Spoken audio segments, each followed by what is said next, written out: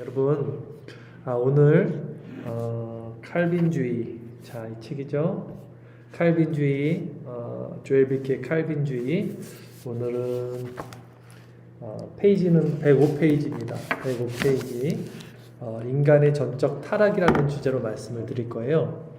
그래서 오늘부터 이게 이제 칼빈의 튤립교리죠. 네, 튤립교리, 전적 부패, 제한 속죄, 무조건적인 선택, 불가역적인 은혜, 성도의 견인, 이 5가지 교리에 대해서 이제 한 주씩 해서 아마 진행을 할 겁니다. 그래서 오늘은 첫 시간으로 인간의 전적 부패에 대한 것으로 인간의 전적 타락이라는 주제로 말씀을 전할 텐데요. 제가 이걸 읽으면서 참 은혜가 많았습니다. 오늘 말씀은 우리에게 정말 큰 은혜가 될 거라 생각이 듭니다. 자, 가장 중요한 부분 같아요. 인간의 전적 타락. 네, 오늘 페이지 105페이지고요.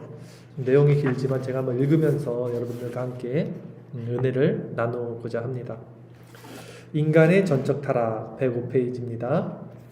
성경은 타락한 인간도 물론 외적으로 선한 행위를 할 수 있지만 성령으로 거듭나지 않고서는 절대로 참된 선을 행하거나 하나님을 기쁘시게 하는 행위를 할 수 없다고 선언합니다. 그러니까 외적으로는 선한 행위를 할 수 있어요. 그런데 거듭나지 않은 사람들은 하나님을 기쁘시게 하는 선을 행할 수 없습니다. 외적인 선이 있고 하나님을 기쁘시게 하는 선이 있어요. 이건 다릅니다. 로마서 8장 8절 말씀 보면 육신에 있는 자들은 하나님을 기쁘시게 할 수 없다 그래요. 육신에 있는 자들은 도덕적으로, 윤리적으로, 사회적으로 선한 일을 행하더라도 그것이 하나님을 기쁘시게 할 수 없다라는 것입니다. 많은 사람들이 착각을 해요. 하나님의 이름을 빌고 하나님의 이름으로 남들을 돕고 사랑하고 구제도 하고 헌신도 합니다. 물론 그 행위는 너무나 좋아요. 그런데 그 중심 내면을 살펴보면 신본주의에 입각하지 않은 인본주의적 자기 사랑, 그 중생과 회심을 통하지 않은 그 마음에서 발현되는 모든 구제와 헌신과 사랑은 결국은 자기의, 자기 사랑에서 나오는 것이고 그것은 육신에 속한 것이고 하나님을 기쁘시게 할 수 없는 거예요. 이 부분이 너무나 안타깝습니다.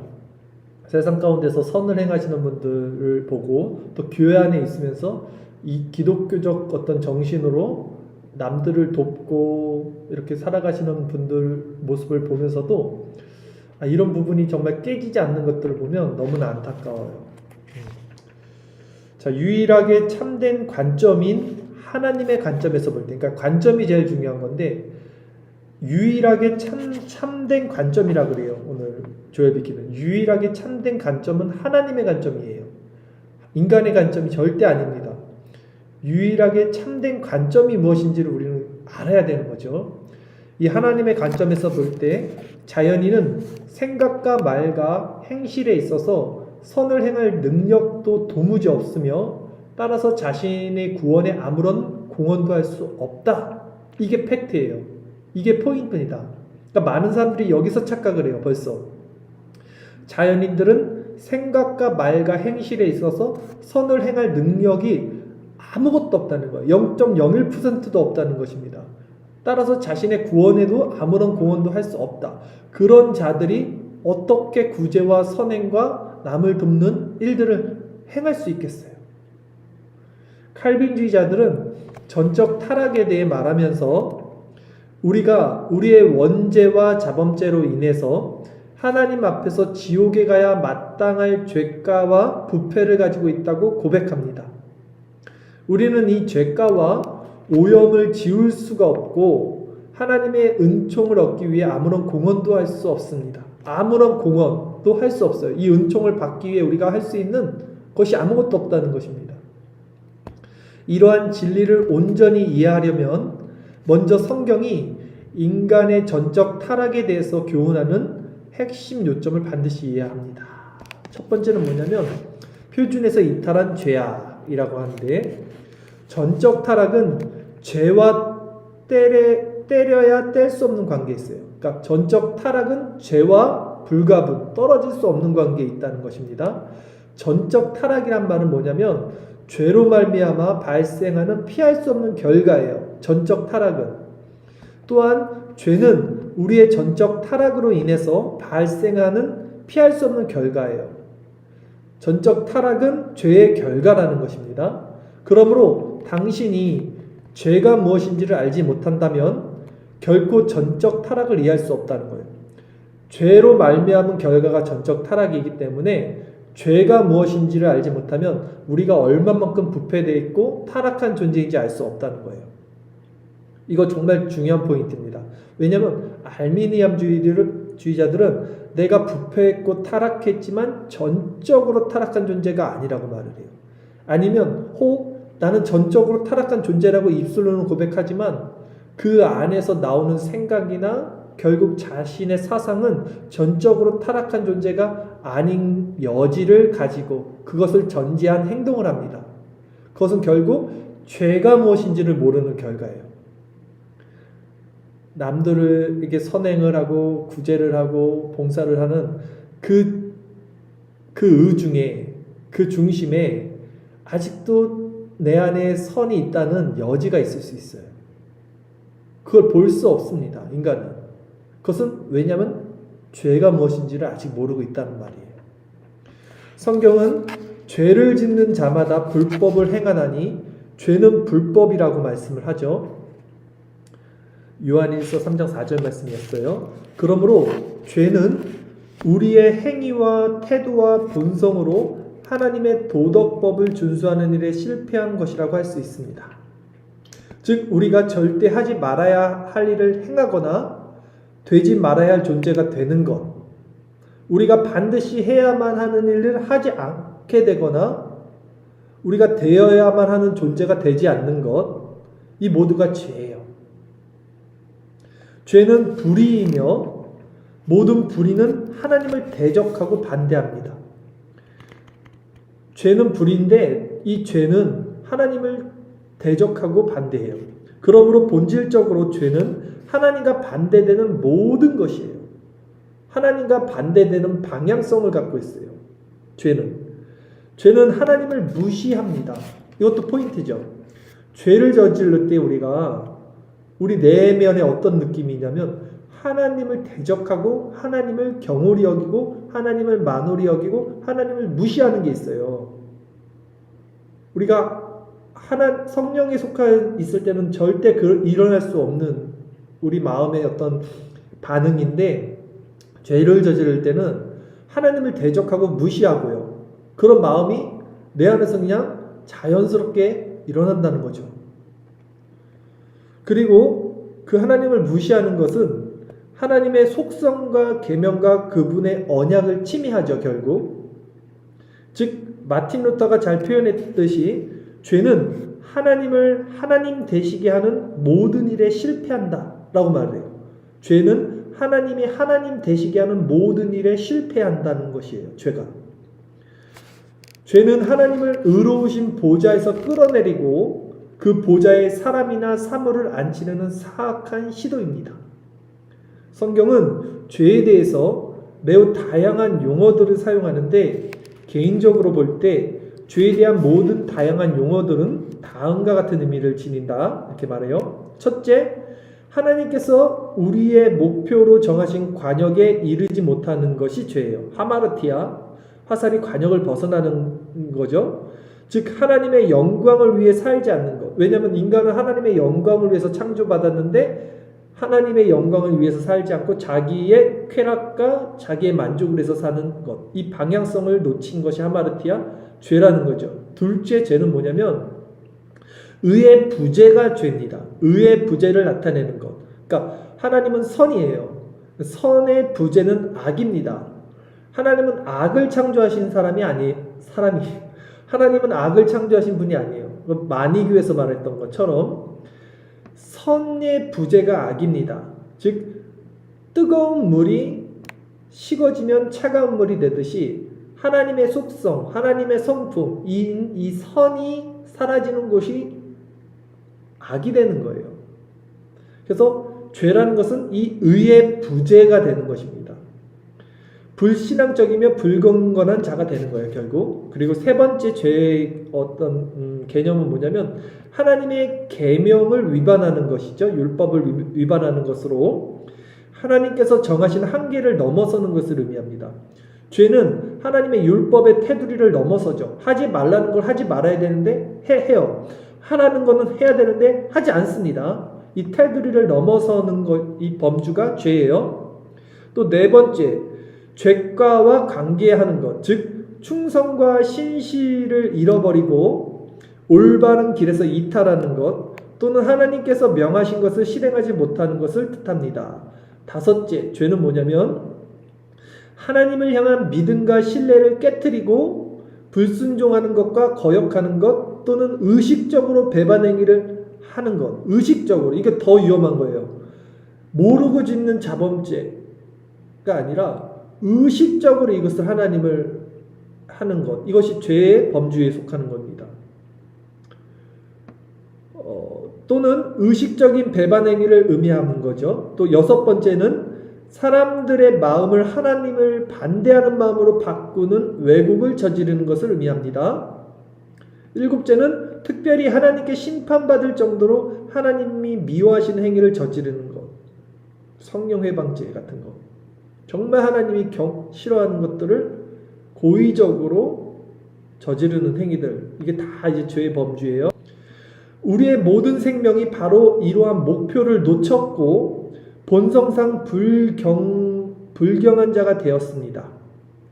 모든 사람들이 다 하나님께서 금하신 선을 넘어섰으며 죄악을 범했습니다. 모든 사람들이 다 하나님의 음성에 불순종하고 그분을 대적했으며 하나님께서 혐오하고 싫어하는 일을 쉽게 행하는 존재가 되어버렸어요. 그렇죠? 하나님께서 혐오하고 싫어하는 것을 너무 쉽게 행하는 존재가 되어버렸어요. 이사야서 53장 6절 말씀처럼 우리는 다 양 같아서 그릇 행하여 각기 제 길로 갔고, 로마서 3장 23절 말씀처럼 모든 사람이 죄를 범하였음에 하나님의 영광에 이르지 못하게 된 것이에요. 그러므로 전적 타락은 우리가 모든 행위에 있어서 율법 파괴자임을 의미하는 겁니다. 우리는 본성상 결코 하나님을 사랑하지 않으며 우리 이웃을 우리 자신처럼 사랑하지도 않습니다. 우리는 하나님과 원수가 되었어요. 하나님을 향하여 적극적이고도 미친 듯한 적개심과 혐오감을 품은 자였으며 가증스러운 자요 피차 미워한 자였어요. 우리의 동기가 전혀 순전하지 않기 때문에 우리가 항상 죄를 범하는 자가 되는 것입니다. 두 번째, 근본적인 영적 타락에 대해서 말씀드릴게요. 전적 타락은 근본적으로 내적이며 영적인 타락이에요. 그러니까 우리의 타락은요, 외적인 타락이 아니라 영적이고 내적인 타락이라는 거예요. 아담 안에서 심각하고도 비극적인 타락으로부터 흘러나오는 우리의 영적 타락이 되는 거예요. 우리가 죄를 생각할 때 우리는 종종 살인이나 절도, 암살 등의 끔찍한 행위나 그 밖에 표면적으로 관찰될 수 있는 외면적인 행위들로 제한하기가 쉬워요. 그걸 죄라고 생각하기가 쉽다는 거예요. 그러나 성경은 이것보다 훨씬 더 엄격하고 철저합니다. 성경은 인간의 외면적이고 표면적이며 만질 수 있는 행위들 뿐만이 아니라 삶의 깊은 곳까지 관찰을 하죠. 생각의 동기까지 우리 성경은 관찰을 한단 말이죠. 그리고는 우리의 사상과 야망과 결정과 동기들, 그리고 큰 포부와 열망 등에도 죄와 타락이 존재한다는 사실을 선언합니다. 바울이 말하잖아요. 탐심이 죄라고 말하지 않았으면 난 탐심이 죄인지 모를 뻔했다. 예수님께서는 사람을 더럽게 만드는 것은 사람이 먹는 것이나 만지는 것이 아니라 사람의 입에서 나오는 것이라 그랬어요. 이것은 그가 생각하고 행동하는 모든 것에 영향을 끼친다고 말했어요. 즉 더러운 것은 그 사람 내면에 있는 생각과 사고, 사상, 마음입니다. 부패한 마음. 목표를 놓치는 것은 사람의 행위나 말이 아니라 인간의 마음이라는 거예요. 마음. 바로 인간의 마음이 불신앙적이고 이기적이며 탐심이 가득하고 감각적이며 항상 하나님을 끌어내리기 위해 노력하는 거예요. 죄를 짓고자 하는 열망이 바로 죄인 거예요. 그게 우리 마음인 거예요. 존 칼빈은 이것을 다음과 같이 묘사했습니다. 인간의 본성으로 미루어 볼 때, 이 본성을 미루어 볼 때, 우리 내면 마음을 미루어 볼 때, 우리가 선한 행위를 행하는 것보다 돌에서 기름을 추출하는 것이 훨씬 더 쉬울 것이다. 무슨 말이냐면, 우리 본성, 우리 내면, 우리 마음을 봐 기름이 안 나오는데, 돌에서 기름을 추출하는 게 오히려 더 쉬울 거야. 우리가 선한 행위를 마음에서 꺼집어내는 것보다. 그만큼 마음이 부패됐다는 얘기예요. 왜 그렇습니까? 도대체 왜 우리가 이렇게 내적으로 타락한 것입니까? 자연인이 의로운 행위를 하는 것이 불가능한 이유가 도대체 무엇입니까? 이러한 질문들에 답하려면 우리는 반드시 에덴 동산으로 올라가야 돼요. 그곳에는 우리 아담과 하와가 있죠. 아담의 범죄함으로 인하여 두 가지 중요한 영향을 우리가 받아요. 첫째는 아담에게 내려진 죄의 선고가 우리에게 전가되었기에 우리 역시 하나님 앞에서 죄인이라는 선고를 받게 된 거예요. 사도 바울은 그런즉 한 사람 아담의 범죄로 많은 사람이 정죄에 이른 것 같이라는 말씀을 했어요.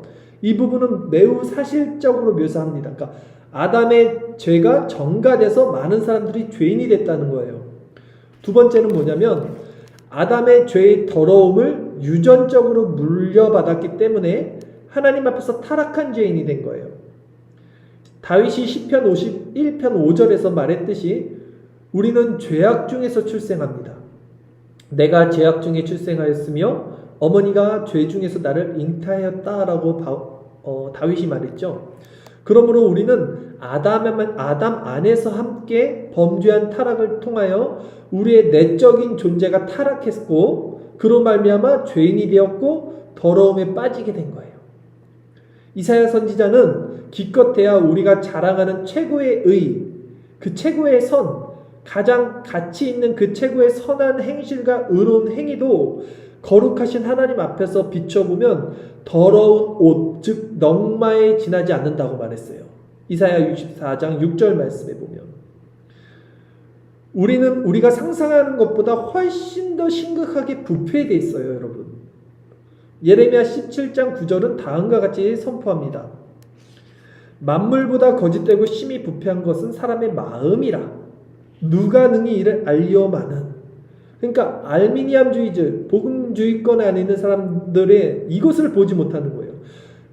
다 인정을 합니다. 내가 부패됐고 죄인이라는 걸 인정했는데 어느 정도, 어느 질감으로, 어느 정도 중하게, 깊이 있게 내가 타락하고 죄가 나를 부패하고 있는지를 보지 못하는 거예요, 이들은. 그래서 칼빈은 사람이 자기 죄의 1%도 알지 못한다 그랬어요. 여러분, 사람이 자기 죄의 1%도 알지 못한다라고 말하는 거예요. 뿐만 아니라 어떤 유명한 격언은 다음과 같이 선언합니다. 가장 훌륭한 사람의 실수를 그의 이마에 새겨놓는다면, 그러니까 가장 인간적으로 훌륭한 사람이 있는데 그 사람이 실수한 것을 이렇게 이마에다 써놓는다면 아마도 그는 자신의 모자를 끌어당겨 눈까지 가려야 할 것이다. 우리는 하나님의 면전에서 두 가지 문제를 가지고 있습니다. 하나는 우리가 나쁜 전력을 가지고 있다는 것이며 다른 하나는 우리가 아주 나쁜 마음을 지니고 있다는 거예요. 이 나쁜 전력은 아담으로부터 온 거고 이 나쁜 마음도 결국은 아담으로부터 온 거죠. 특히 두 번째 문제가 더 심하고 악하고 심각합니다. 우리의 부패된 마음.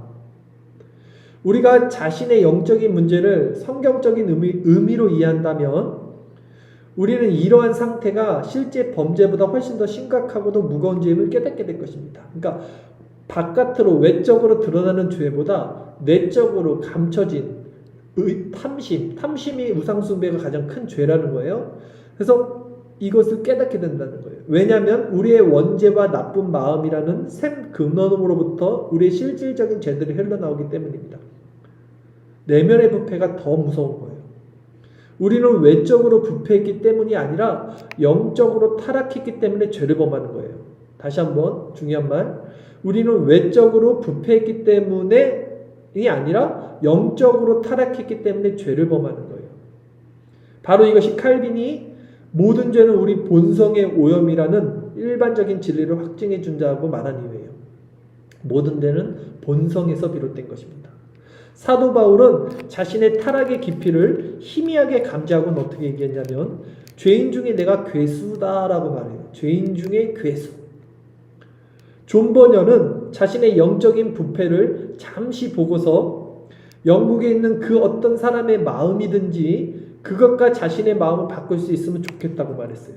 그러니까 존 버녀도 자신의 마음의 이 비참한 죄된 상태를 보고는 이것을 너무나 끔찍히 여긴 거죠. 루터는 이러한 문제에 대해 다음과 같이 훌륭하게 요약을 합니다. 원죄는 우리 안에 있는 턱수염과 같다. 오늘 아침에는 면도를 해서 깨끗해 보이지만 내일이면 턱수염은 또다시 자란다. 우리가 지상에서 살아가는 한 턱수염은 계속해서 자랄 것이며 이와 마찬가지로 우리의 원죄 역시 근절되지 않는다. 우리가 살아있는 한 원죄는 계속해서 우리 안에서 솟아오를 것이기 때문이다. 이것이 인간의 비참한 상태라는 거예요, 여러분. 죄는 사라지지 않습니다. 이 죄는 여전히 우리 안에서 죄된 본성과 속성을 드러내고 있습니다. 세 번째, 비극적인 전체적 타락에 대해서 말씀을 드릴게요. 전적 타락은 죄가 비극적이고 포괄적이라는 것을 의미해요. 말하자면 죄가 우리 인간의 모든 국면에 지독한 영향을 미친다는 뜻입니다. 우리의 영적 생명이 심각하게 잘못되었을 뿐만 아니라 우리 존재의 모든 국면이 심각하게 잘못되었어요. 우리의 인격의 어느 부분도 죄의 영향을 받지 않는 곳은 하나도 없어요. 우리의 지성과 양심과 감정과 야망과 의지와 우리 영혼의 요새들이 모두 다 본성적으로 죄의 노예가 되어버렸습니다. 그래서 우리 예수님께서는 이렇게 한탄하세요. 암탉이 그 새끼를 날개에 모음같이 내가 내 자녀를 모으려 한 일이 몇 번이더냐. 그러나 너희가 원하지 아니하였도다. 예수님이 말씀하신 거죠. 그러나 전적 타락이 절대적인 타락은 아닙니다. 자, 여기에서 여러분 잠시 어떤 소망을 가지십시오. 전적 타락이 절대적인 타락은 아니다. 이게 개념을 잘 이해하셔야 돼요. 집중해서. 칼빈주의자들은 전적 타락의 의미가 인간이 짐승이나 마귀처럼 또는 그들이 원하거나 뜻하는 만큼 얼마든지 타락한 존재가 되었다는 것이 아님을 진술하기 위해 항상 노력해왔어요. 이 세상은 지옥이 아닙니다. 전적 타락은 불신자가 행하는 모든 행위가 전적으로 악하다는 것을 의미하는 것이 아니라 그가 행하는 것 가운데 전적으로 선한 일이 전혀 없다는 것을 의미합니다. 좀 헷갈리죠? 잘 들어보세요. 인간이 하나님이나 양심을 전혀 인식할 수 없을 만큼 타락한 것은 아니에요. 하나님의 일반적인 은총으로 인하여 인간은 여전히 가족적인 애정을 표현할 수 있고 시민으로서의 의무들을 행할 수 있습니다. 그는 영적인 일을 할 수도 있고 육체적인 담력을 나타내 보일 수도 있으며 위대한 자기 부인을 보여줄 수도 있어요.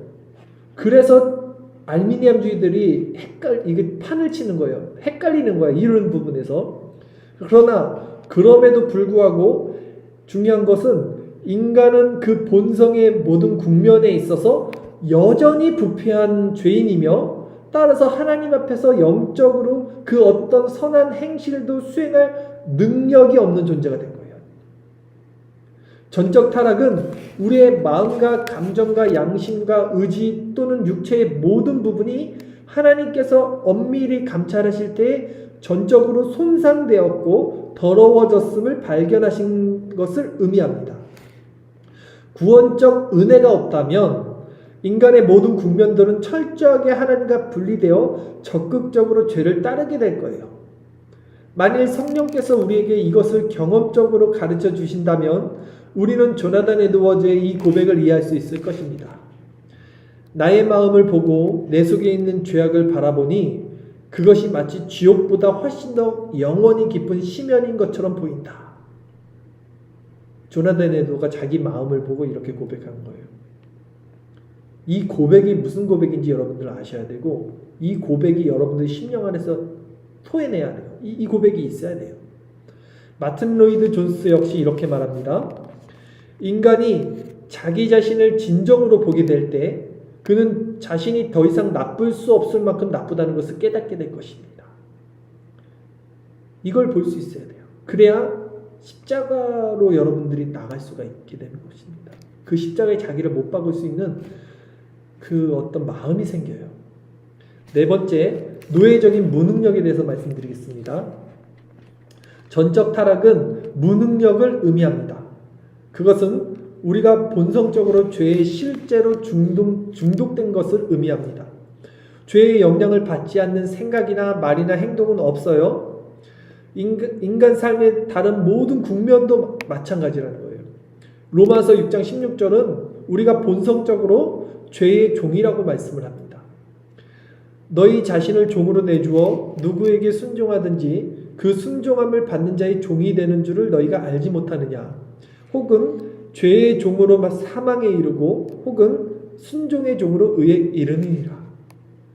잠시 이 말씀을 문자적으로 고찰해 보면 노예란 자기 주인의 소유물이에요. 노예는. 그리고 자신의 시간과 소유물과 재산이 없는 자가 노예입니다.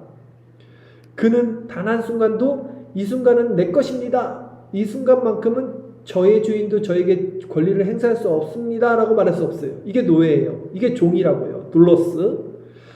그는 언제나 자기 주인의 소유물일 뿐이며 그의 모든 활동과 재능과 소유까지도 철저하게 주인에 종속된 거예요. 그런데 바울은 우리가 본성적으로 죄의 종이었다고 말을 하는 거예요. 죄의 종.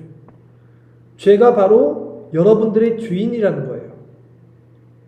죄가 당신의 주인 노릇을 당신을 통제하는 것입니다.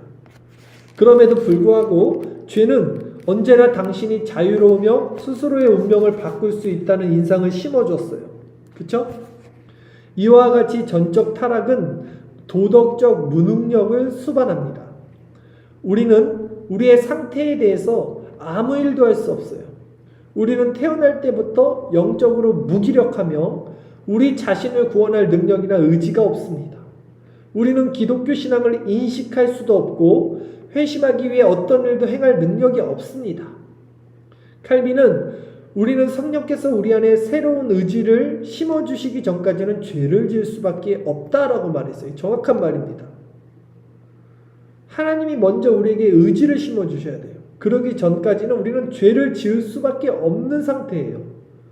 자연인이 그리스도를 믿고 죄로부터 돌아서라는 복음과 계명의 말씀을 수없이 듣는다 하더라도 그는 결코 자기 자신의 힘으로는 스스로 회심할 수 없어요. 그것을 준비할 수도 없습니다. 찰스 하찌는 이것을 다음과 같이 통렬하게 지적합니다. 밝은 대낮에 태양을 보지 못하는 것이 눈이 멀었다는 증거인 것처럼 복음의 초청을 거부하는 것은 도덕적으로 타락했다는 명백한 증거입니다. 자연인이 어떤 죄와 그 죄의 결과로부터 자유로워지고자 이런 방향으로 약간의 노력을 더 기울일 수 있어요. 그러나 인간은 철저하게 죄의 노예가 되어 있습니다. 그는 잃어버린 바 되는 중이거나 죽어있는 중이 아니라 허물과 죄로 이미 잃어버린 바 되었고 죽어있는 것이 된 거예요. 이 세상에 태어나는 모든 사람들은 본성적 죄의 노예입니다. 여러분은 죄의 노예예요. 오늘도 여러분은 죄의 노예로 살아가신 것입니다. 온 세상이 본성상 죄의 지배를 받고 있는 거예요. 태어날 때부터 우리의 모든 것들이 하나도 예외 없이 죄에 속해 있다니 이 얼마나 충격적인 일입니까, 여러분. 매트릭스가 생각나는 거예요. 우리의 침묵이 죄에 속해 있고 우리의 태만이 죄에 속했으며 우리의 재능도 죄에 속했고 우리의 모든 행위가 하나도 예외 없이 죄에 속했다는 거예요. 우리 인격의 모든 국면들이 다 죄에 속했으며 죄가 우리의 주인이며 죄가 우리를 지배합니다. 우리는 죄의 종인 거예요. 전적 타락은 우리 안에서 능동적으로 활동합니다. 죄는 단순히 의의 부재가 아니라 부패의 현존이고 확장성을 갖고 있어요. 우리의 타락은 하나님의 뜻을 위반하기 위해 매우 독창적이고 창의적으로 새로운 방법을 궁리합니다. 죄는 우리 안에서 자라고 있는 암덩어리 같아서 마구 퍼지며 생산적이고도 정력적이며 스스로 번식하는 존재예요. 죄는. 그것은 마치 통제할 수 없을 정도로 번지는 불과 같아요. 이곳저곳 번져서 사납게 피어오르는 강력한 불이에요. 죄는. 대학살의 공포와 오늘날의 극악무도한 테러, 날마다 신문의 헤드라인을 장식하는 무시무시한 사건들을 통해 우리는 부패한 우리 자신들의 모습을 보게 되는 거죠. 만일 하나님께서 우리를 그냥 내버려 두신다면 우리는 능동적인 본성이 더 이상 무슨 짓을 하게 될지 아무도 예측할 수 없어요. 아직 구원받지 못한 나의 사랑하는 친구들이여, 당신은 죄의 중독에 빠진 사람들입니다. 지금 이 시간에도 당신은 죄의 종이며 오늘 밤 잠자리에 드는 순간에도 역시 죄의 종입니다. 심지어 당신이 기도하는 순간조차도 죄의 종이에요. 전능하신 하나님께서 그 능력으로 당신을 영적 사망에서 건져주시고 멀어버린 눈을 열어주시고 닫힌 귀를 듣게 하시며 당신을 묶고 있는 죄악의 셋을 끊어주기 전까지는 당신은 여전히 죄의 종일 것이라는 거예요. 그러니까 사람들이 거듭나기 전에 하는 모든 신앙 행위도 사실은 죄에 종속된 거예요. 여러분들이 거듭나기 전에 여러분의 마음으로 전심으로 드렸던 기도, 모든 선한 신앙 생활, 이것은 하나님께 올라갈 수가 없어요. 하나님은 여러분들의 기도를 받아줄 수가 없습니다. 하나님은 죄와 함께 하실 수 없어요. 죽은 자들의 기도를 하나님 받지 못하죠. 그러니까 거듭나지 않은 자들의 신앙생활과 모든 헌신과 기도는 그러잖아요. 심지어 당신이 기도하는 순간조차도 죄의 종이라고 그러잖아요. 죄의 종. 죄의 종의 기도는 하나님 받을 수가 없죠. 하나님은 거룩하시기 때문에 죄와 함께 할 수 없어요, 여러분. 그러니까 너무나 많은 사람들이 착각하는 거예요, 신앙생활을. 그리고 하나님께서 그렇게 해주신다 하더라도 당신은 마지막 숨을 거두는 순간까지 죄의 중독과 끊임없이 싸우게 될 것입니다. 왜냐하면 우리는 마지막까지 죄의 중독으로부터 회복되어야 하는 존재이기 때문이에요. 오라 나는 공고한 사람이로다. 이 사망의 몸에서 누가 나를 건져내랴. 마지막 5번째, 죽음에 이르는 치명적인 타락 읽어드리겠습니다. 전적 타락은 죄의 마지막 결과를 확실하게 보여줍니다. 바로 죄의 싹은 사망이라는 거예요. 만일 당신이 죄를 위해 일하고 봉사한다면 당신은 죄의 싹을 받게 될 거예요. 이것은 절대적인 도덕 법칙입니다. 우리는 하나님 안에서 살고 움직이며 존재합니다. 우리 호흡의 순간순간이 하나님의 손안에 있습니다. 죄의 씨앗을 뿌린다면 당신은 심판이라는 열매를 거두게 될 것이고, 불신앙의 바람을 심는다면 당신은 파멸의 광풍을 맞게 될 것입니다. 한 번 죽는 것은 사람에게 정해진 것이고 그 후에는 심판이 있을 것입니다. 심판이 점점 우리에게 다가오고 있어요. 하나님께서 계산서를 보내시고 우리가 그것을 계산해야 할 때가 오고 있습니다. 육체적 사망은 절대로 피할 수 없는 사실입니다.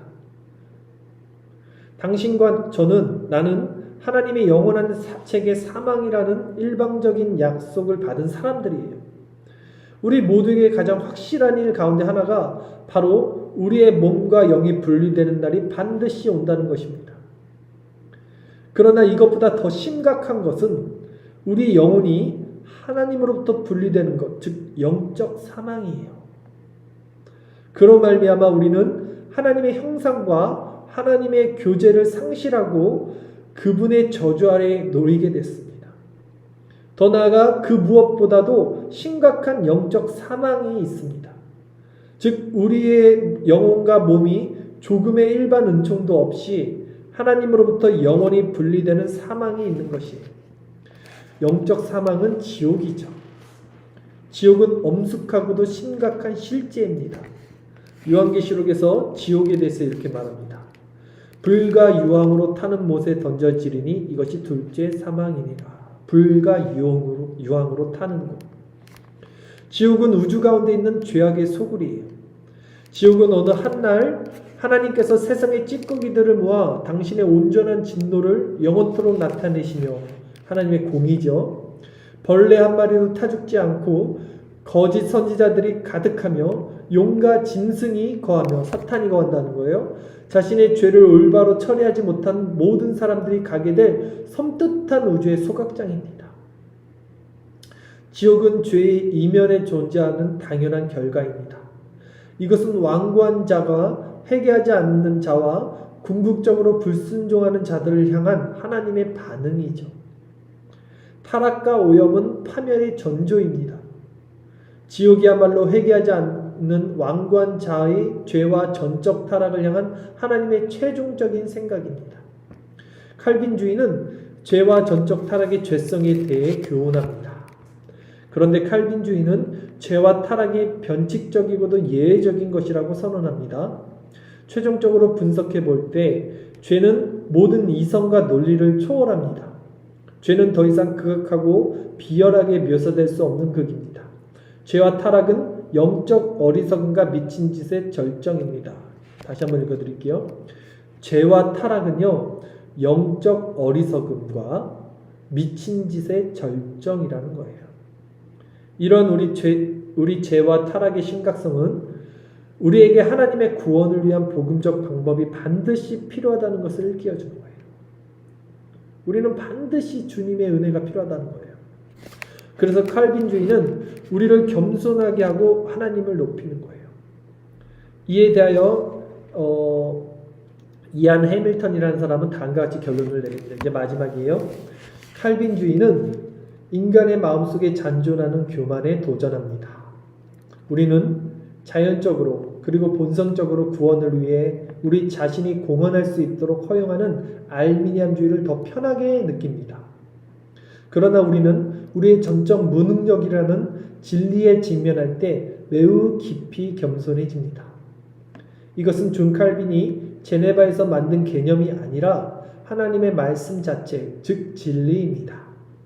우리가 이 진리에 설복당하고 오직 그리스도 안에 있는 하나님의 자비만을 의지한다면 그것은 우리의 교만을 때려 눕히고 은혜로운 하나님의 영광을 드높이는 그리스도인의 삶을 살도록 교훈해 줄 것입니다. 이것은 칼빈주의가 하나님을 하나님 되시게 하고 인간을 인간되게 말하는 또 다른 표현 방법입니다. 바로 이것이 진정한 성경적 기독교의 시금석입니다. 오늘 이렇게 마무리했어요. 자, 여러분 어떻습니까? 오늘 우리 인간의 전적 타락에 대해서 함께 말씀을 나눴습니다. 인간의 전적 타락, 인간의 부패와 죄성이 얼마나 무시무시한 것인지 성경을 통해서 여러분 반드시 바라봐야 합니다. 직시하셔야 됩니다. 그리고 이것을 통해서 우리 신앙의 시금석을 삼아야 돼요. 하나님은 하나님이고 인간은 인간이다. 우리는 하나님의 긍휼과 은혜가 절대적으로 필요한 자들이다. 이 경각심과 이 긍휼하심을, 이 마음의 낮아지심을 우리가 이 말씀을 통해서 강구해야 됩니다.